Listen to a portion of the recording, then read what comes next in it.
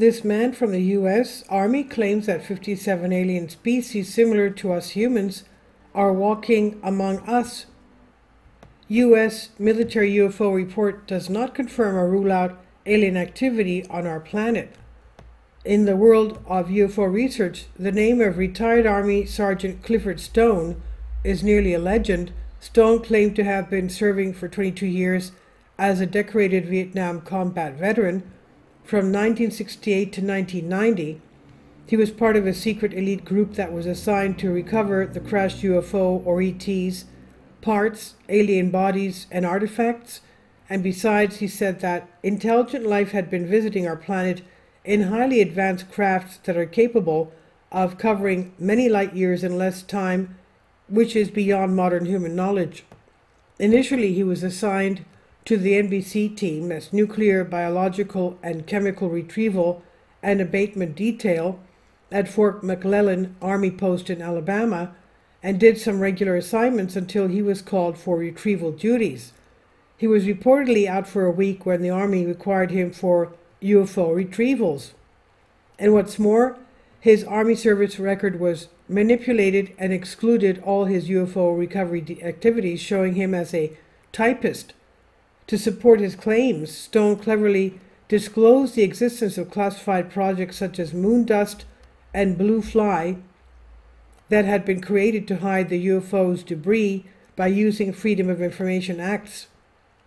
For example, in reviewing an Air Force intelligence letter known as the Betts Memo in 1961, Sergeant Stone was able to reveal to the general public evidence that Project Moon Dust involved a, quote, potential for employment of qualified field intelligence personnel on a quick reaction basis to recover or perform field exploitation of unidentified flying objects, end quote.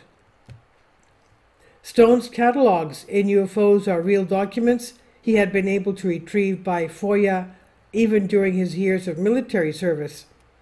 Consequently, Stone's pioneering documentary research into UFO crash retrievals is strong support for his testimony of actually having served on such teams during his military service. Stone claimed in his old interviews that during his military service he was monitored by an individual whose rank he was never told, but whom he called Colonel.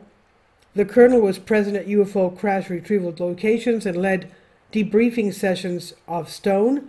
He noted that the Colonel allowed him to read a 3-inch thick notebook manual that contains information on 57 types of extraterrestrial biological entities, EBEs, known to the military.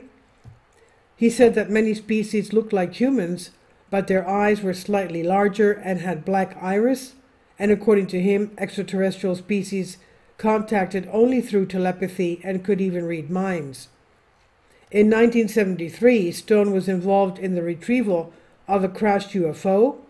He hid a small metallic piece of UFO in his shoe and buried it near his property in New Mexico, Nevada, after his retirement in 1989.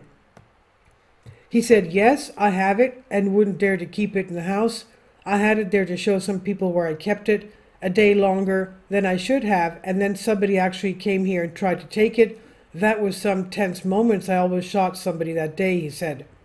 On May 9, 2001, over 20 military, intelligence, government, corporate, and scientific witnesses came forward at the National Press Club in Washington, D.C., to establish the reality of UFOs or extraterrestrial vehicles, extraterrestrial life forms, and the resulting advanced energy and propulsion technologies. As part of the Disclosure Project, Sergeant Stone publicly revealed his story and was willing to testify before Congress if they asked him. This is a transcript, Sergeant Stone, part Disclosure Project. I won't go into the introduction, but it says what I'm referring to here is that I was involved in situations where we actually did recoveries of crashed craft. There were bodies involved in some of these crashes, and also some were alive. While we were doing all this, we were telling the American public there was nothing to it. We were telling the world that there was nothing to it. I'd like to go into detail some of the cases about the nuts and bolts. he says you could talk to Dr. Greer, arrange for me to get to talk to you, things like that. Now, he says in 1969, I had an event happen to me while I was stationed at Fort Lee, Virginia. We went to Indiantown Gap, Pennsylvania.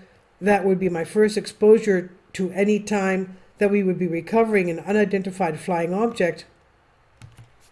When we went there, we already had people that were in the facility with the backup team, which was supposed to be NBC because there were supposed to be some nuclear material that were on board this craft. Later on, most people involved were told there was nothing on board. It was nothing more than a crash at one of our aircraft. I know better because I was one of the people that approached it with a Geiger counter to get surface readings. I was the first person to go ahead and see that there were bodies on it. That would be the first to approximate 12 events. UFO crashes are not events that take place every day. They're rare. I know we are not alone in the universe.